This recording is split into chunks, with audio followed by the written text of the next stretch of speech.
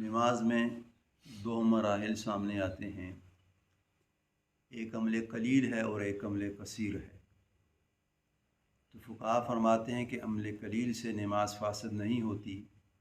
عمل کثیر سے نماز فاسد ہو جاتی ہے۔ اب اس کی کچھ چند مثالیں ہیں، اکثر تو گزر چکی ہیں لیکن دو تین رہ چکی تھیں۔ اب اس میں یہ ہے کہ عمل قلیل یہ ہے کہ ایک شخص ایسا ہے کہ منفرد نماز پڑھ رہا ہے یا باجماعت نماز پڑھ رہا ہے، یعنی ایک امام کی معیت میں نماز کو ادا کر رہا ہے یا منفرد اکیلے نماز پڑھ رہا ہے، چاہے فرض نماز پڑھ رہا ہے، سنت پڑھ رہا ہے، نفل پڑھ رہا ہے، کوئی نماز نہیں پڑھ رہا ہے۔ اب وہ نماز پڑھ رہا ہے، نماز میں رکوع میں گیا، اس کی ٹوپی گر گئی، اس کی ٹوپی گری سجدے والی جگہ پہ پڑ چکی ہے۔ آیا یہ اب اس ٹوپی کو اٹھا کے اپنے سر پہ پہن سکتا ہے یا نہیں پہن سکتا؟ تو فقہا فرماتے ہیں کہ رکوع میں جاتے ہوئے اگر اس کی ٹوپی گر گئی، اب اس کا فاصلہ ہے، اب یہ نیچے جھکے گا، ٹوپی کو اٹھائے گا، اور ٹوپی کو اٹھا کے سر پہ پہنے گا۔ فقہا فرماتے ہیں کہ اس سے اس کی نماز فاسد ہو جائے گی، اس سے اس کی نماز فاسد ہو جائے گی۔ اور یہی مثال دوسری ہے کہ اب وہی بندہ نماز پڑھ رہا ہے، نماز پڑھنے کے وقت سجدے میں گیا،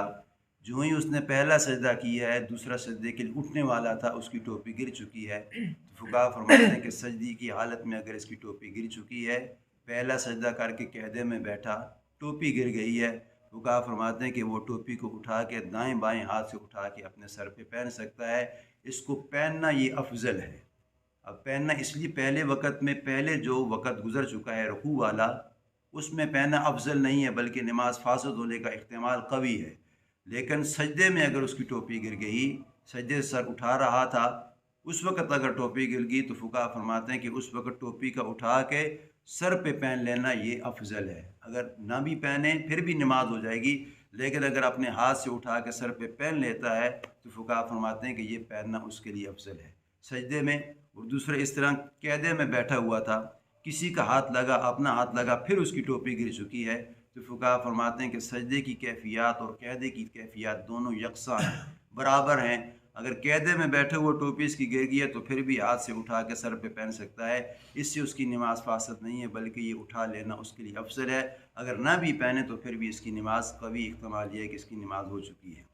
اب یہ چیز عمل قلیل اور عمل کثیر ہے۔ اور دوسرا عمل قلیل یہ ہے کہ اب ایک شخص ہے، وہ نماز پڑھنے کے لیے آیا، چاہیے تو یہ تھا کہ وہ موبائل کو آف کر دیتا، سائلنٹ پہ کر لیتا، وائبریٹ پہ کر لیتا، لیکن اس کو معلوم نہ ہو سکا، نماز میں اس کی گھنٹی بج گئی، موبائل کی گھنٹی بج گئی، تو فقہا فرماتے ہیں کہ یہ اس کو معلوم ہے کہ میرے دائیں پاکٹ میں پڑا ہے یا بائیں پاکٹ میں پڑا ہے، تو اندر ہی یعنی نماز کی حالت میں بٹنوں کو پریس کر لے تو اس سے اس کی نماز عمل قلیل میں آتی ہے، اس سے اس کی نماز فاسد نہیں ہوگی۔ اور دوسرا مسئلہ یہ ہے کہ اگر وہ پاکٹ سے جیب سے نکال کے یوں وائبریٹ کر لیتا ہے، بند کر دیتا ہے، یہ بھی ایک قسم کا عمل قلیل ہے، اس سے بھی اس کی نماز فاسد نہیں ہوگی۔ لیکن تیسرا آپشن یہ ہے کہ موبائل اس نے ہاتھ میں لے لیا، یوں دیکھ رہا ہے کس کی کال آئی ہے، کس کا میسج ہے، پھر بند کر دیتا ہے، تو فرماتے ہیں کہ یہ عمل قلیل نہ رہا بلکہ یہ اب عمل کثیر بن چکا ہے، اس لیے کہ اس کو دیکھ رہا ہے کس کی کال موصول ہو رہی ہے، کس کی کال آ رہی ہے، تھوڑا سا اس نے دھیان کر لیا تو اس سے نماز فاسد ہونے کا احتمال ہے۔